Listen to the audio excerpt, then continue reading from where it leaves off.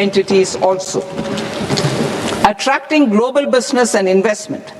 Recognizing the need to enable critical infrastructure and boost investment in data centers, I propose to provide tax holiday till 2047 to any foreign company that provides cloud services to customers globally by using data center services from India.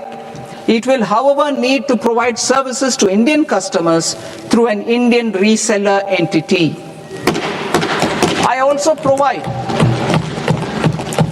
propose to provide a safe harbor of 15% on cost in case the company providing data center services from India is a related entity. To harness the efficiency of just-in-time logistics for electronic manufacturing, I propose to provide safe harbor to non-residents for component warehousing in a bonded warehouse at a profit margin of 2% of the invoice value.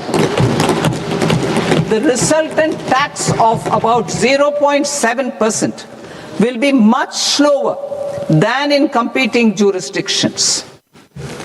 To provide fillip to toll manufacturing in India, I propose to provide exemption from income tax for 5 years to any non-resident who provides capital goods, equipment, or tooling to any toll manufacturer in a bonded zone. To encourage vast pool of global talent to work in India for a longer period of time, I propose to provide exemption to global, non-India sourced income of a non-resident expert for a stay period of 5 years under notified schemes. I propose to provide exemption from minimum alternate tax, the MAT, to all non-residents who pay tax on presumptive basis. Tax administration. I propose to constitute a joint committee of Ministry of Corporate Affairs and Central Board of Direct Taxes for incorporating the requirements of income computation and disclosure standards, the ICDS, in the Indian Accounting Standards Ind AS itself. Separate accounting requirement based on ICDS will be done away with from the tax year 27-28. To support Prime Minister Modi's vision of homegrown accounting and advisory firms to become global leaders, I propose to rationalize the definition of accountant for the purposes of safe harbor rules. Other tax proposals. Change in taxation of buyback was brought in to address the improper use of buyback route by promoters. In the interest of minority shareholders, I propose to tax buyback for all types of shareholders as capital gains. However, to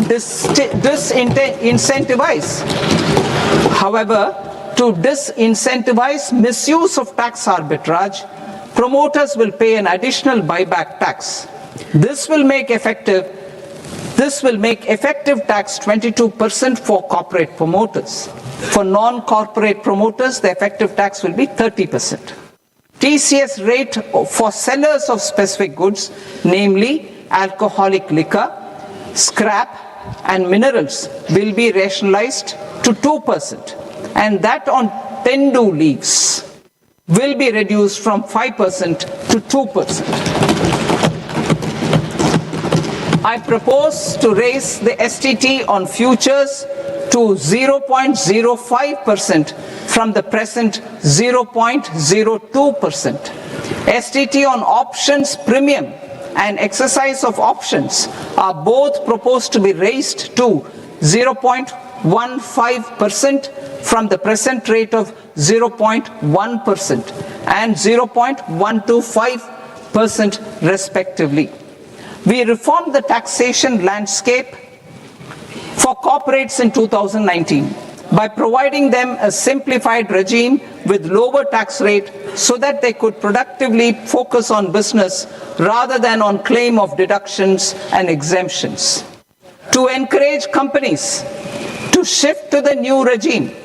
Set off of brought forward MAT credit, minimum alternate tax credit, is proposed to be allowed to companies only in the new regime.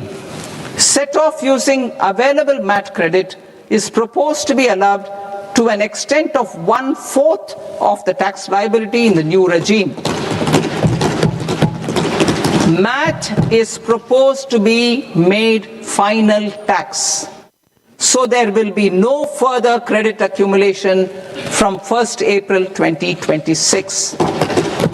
In line with this change, the rate of final tax is being reduced to 14% from the current MAT rate of 15%.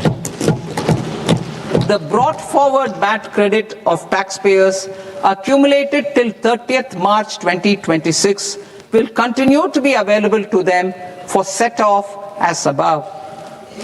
Indirect taxes. I shall now take up proposals related to indirect taxes. My proposals for customs and central excise aim to further simplify the tariff structure, support domestic manufacturing, promote export competitiveness, and correct inversion in duty.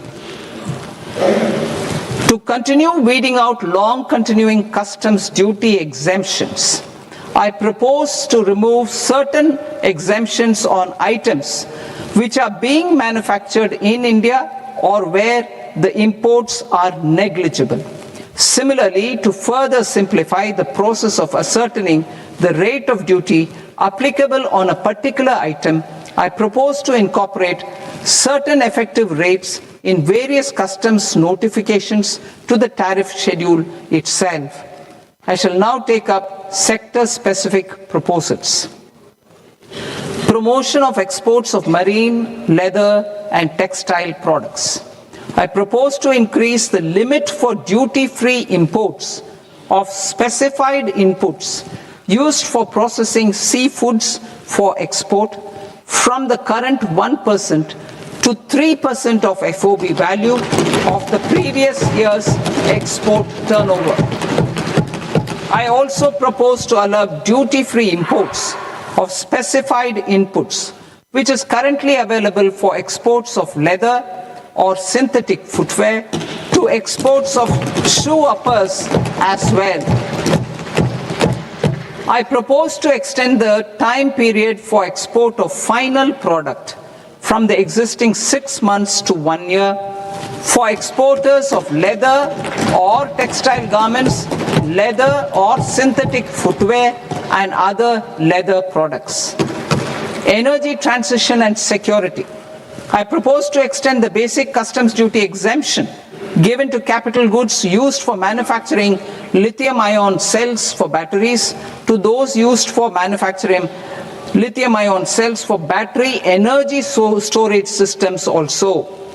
I propose to exempt basic customs duty on import of sodium antimonate for use in manufacture of solar glass. Nuclear power. I propose to extend the existing basic customs duty exemption on imports of goods required for nuclear power projects till the year 2035 and expand it for all nuclear plants irrespective of their capacity. Critical minerals. It is proposed to provide basic customs duty exemption to the import of capital goods required for the processing of critical minerals in India. Biogas blended CNG. I propose to exclude the entire value of biogas while calculating the central excise duty payable on biogas blended CNG. Civil and defense aviation. I propose to exempt basic customs duty on components and parts required for the manufacture of civilian training and other aircrafts. It is proposed to exempt basic customs duty on raw materials imported for the manufacture of parts of aircraft to be used in maintenance, repair, or overall requirements by units in the defense